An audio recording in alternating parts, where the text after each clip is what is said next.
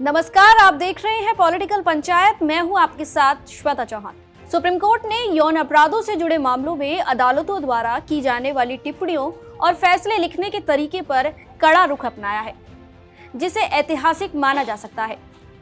Supreme court ने इस फैसले को केंद्र में रखा, जिसमें इलाहाबाद हाई कोर्ट ने कहा था कि पैजामे का नाड़ा तोड़ना और स्तनों को पकड़ना रेप की कोशिशों के आरोपों के लिए पर्याप्त नहीं है।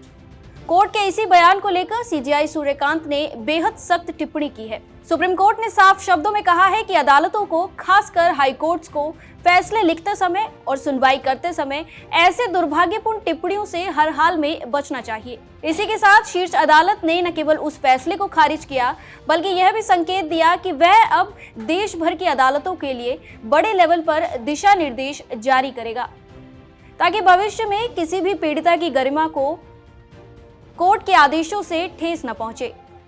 सुप्रीम कोर्ट में जस्टिस सूर्यकांत की अध्यक्षता वाली पीठ ने इस मामले पर सुनवाई करते हुए गहरी चिंता जाहिर की है।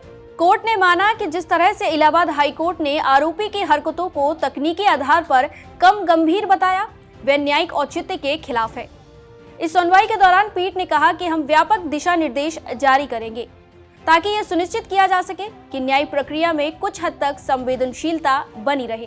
अदालतों को और खास तौर पर हाई कोर्ट्स को ऐसी दुर्भाग्यपूर्ण टिप्पणियों से बचना चाहिए जो समाज में गलत संदेश देती हो और पीड़िता के दर्द को कम करके आंकती हो। सुप्रीम कोर्ट ने इस मामले के जरिए केवल एक फैसले को नहीं पलटा, बल्कि कोर्ट ने इसे एक उदाहरण बनाने का फैसला किया है। कोर्ट का मानना है कि यौन उत्पीड़न के मामलों में अगर जज शारीरिक संपर्क की बारीकियों को लेकर असंवेदनशील व्याख्या करेंगे तो इसका सीधा असर जुडिशियल सिस्टम पर और जनता के भरोसे पर पड़ेगा। अब बात करते हैं इलाहाबाद हाई कोर्ट के उस फैसले की जिसकी वजह से सुप्रीम कोर्ट ने इतनी सख्त टिप्पणी की है। दरअसल हाई कोर्ट ने अपने एक फैसले से कानूनी जगत और समाज दोनों को हैरान कर दिया था। कोर्ट ने एक मामले की सुनवाई करते हुए आरोपी के खिलाफ आईपीसी की धारा 376 और 511 यानी दुष्कर्म के प्रयास के तहत लगे आरोपों को हटा दिया था।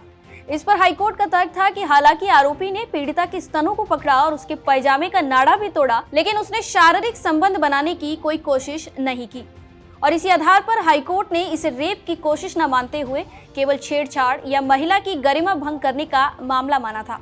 इसी को लेकर सुप्रीम कोर्ट ने सुनवाई के दौरान साफ कहा है कि अब समय आ गया है कि इस मुद्दे पर स्पष्ट गाइडलाइंस बनाई जाएं। कोर्ट ने कहा कि दिशा निर्देश बनाने का यही समय है, नहीं तो इसका पीड़ितों पर बुरा असर पड़ेगा।